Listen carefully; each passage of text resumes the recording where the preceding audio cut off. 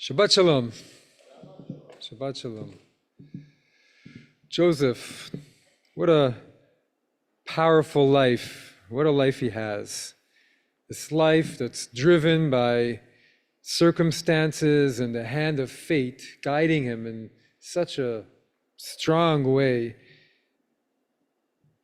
From the very beginning, his brothers and their hate for him because he's the favorite of their father. But he also plays his part, and the Midrash imagines him as an arrogant youth playing with his curls, admiring his reflection in the mirror. And his dreams of one day his whole family bowing down to him.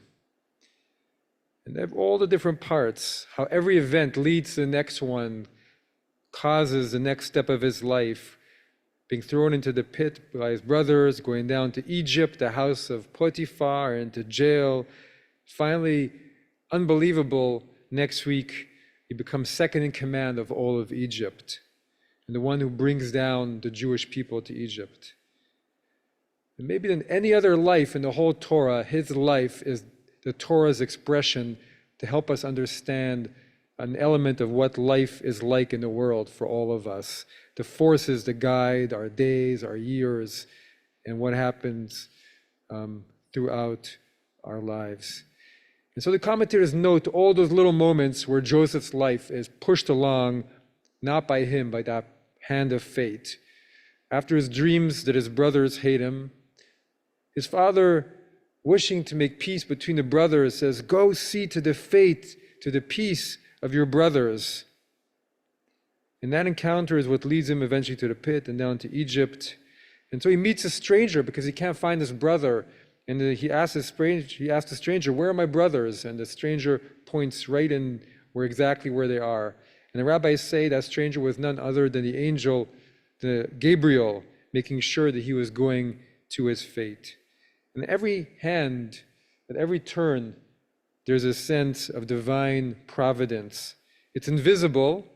God never speaks to Joseph directly, but you can't mistake that there is something that's guiding him. And how else could you find such an unlikely destiny? And what's so interesting about it is this, in essence, is the longest story in the whole book of Genesis. This is part of the vision of biblical monotheism. 3,500 years old, a very sophisticated idea of life, of God who directs history, and we all play our parts in our own way, putting on the different hats, the different parts of our lives. And life isn't random. There's a purpose and direction to all of it, even when we can't see it. And really, this is a story that was meant to give people comfort and inspiration. That even as we go through the difficult parts of our lives, it's not random. And it's all the way to Joseph's triumph next week. To say even that's possible. How from the pit could Joseph have foreseen where he would go? All those extreme turnovers and heroism would make a good Reader's Digest story. When I was growing up in France, we had a family friend who was an ultra-Orthodox lady from Brooklyn, and she used to send Reader's Digest to us. And I used to read them. And I loved books in general, but I loved those too. I love reading about those stories of courage and those wonders that happen in life. And yet, part of what the Torah is teaching us also is that even in those powerful currents and the hand of fate, that Joseph still has to play his part, right? Joseph still has to play his part in all of it.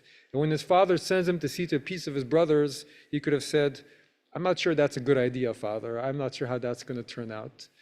But Joseph understands that seeking out peace is, even despite the danger, is something he should do. And it's even more seen powerfully in what we saw today in the Parsha, where he's refusing the advances of Potiphar's wife. And the Torah is clear, and it has this one verb, vayima'en, which means he refuses, and it has this very rare trope mark. There's only 4 of them in the whole Torah. It's called shalshelet, and it goes back and forth, back and forth, back and forth. And it's to show how hard this was for him. Refusing one of the most powerful forces in the universe and from a person of authority, but again and again and again, he refuses, until one day he's all alone and she pulls the garment and he runs away. And the rabbis understood the only way he could resist at that moment is by turning to his father in his mind, that the image of his father came in his mind, symbolizing his values, everything he believed in.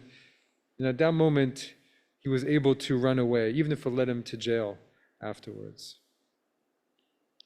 But more than anything, Joseph had to believe also in himself and in the dreams. And what were the dreams? The dreams are the one day, despite everything that was happening to him, he would be a success and that everything would come his way. And you have to find that belief when he was in the pit, and you have to find that belief when he was in Potiphar's house, and when he was in jail, and when he helped the cupbearer, but wasn't helped in return. And even as his role is changed again and again and again, he keeps having to go back and return again and keep rising. And it's symbolized by this coat, not only the coat, but then Potiphar's, the garment that's on him that keeps going off. He keeps having garments pulled off of him and new garments put on again and again and again. And it's symbolic for all those times in our life when we have suddenly a new role that's thrust upon us. Until at the very end, to next week, he wears Pharaoh's coat. And he has to adapt himself each time and find the gratitude and the self-belief and the will. And the final lesson of the whole Joseph saga in the Torah is a few weeks from now, the climax of all of it, when he's no longer struggling, but the powerful minister in charge of all of the food and storage of agricultural produce in Egypt. And he sees his brothers who threw him in the pit all those years before coming towards him, humbled, they're begging for food, and he can do anything to them. And so he plays with them, but what to do with all this power he has? But in the end, he goes through this great moment and he decides he's going to reveal himself, that he is their long-lost brother. And he says to them in the most powerful, redemptive sentence in the whole book, he says, "It was not you who threw me in the pit, it was God who made you do it so that our family could go down into Egypt and be saved from the famine." And so he comes to this really difficult place. There wasn't his self-belief, it wasn't his dreaming that got him there, it wasn't even his brother's jealousy.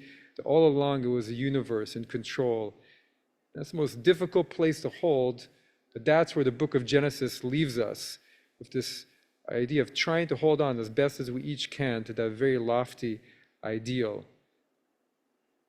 And it's easier perhaps when you're all the way and you're the minister of Egypt than when you're in the pit, but each part of the road he has to do so.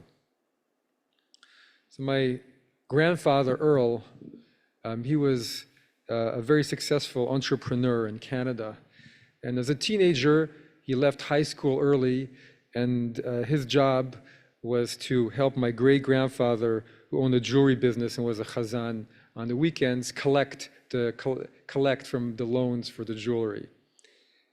I said, didn't finish high school, but very smart, very creative, had all kinds of ideas for businesses, and he had this belief and this way of making people see and want to also believe in his dreams. And he ended up owning businesses and a movie studio in Hollywood and all kinds of, he had rights to technologies before their time. And he always used to say this about himself. He used to say, thinking about the old days, there are 10,000 other Earl Glicks who did not make it. So he knew it wasn't just him, and there was just what he'd been given. So the ways of fate are mysterious. Wherever they take us, all we can do is just live by the values that we have, that we've been given, to keep dreaming the dreams we do, to hold on as we each can in the way we can to that vision of the Torah, of a universe that has meaning and intentionality, and to go on with a full heart as we watch the unfolding of the universe. Shabbat Shalom.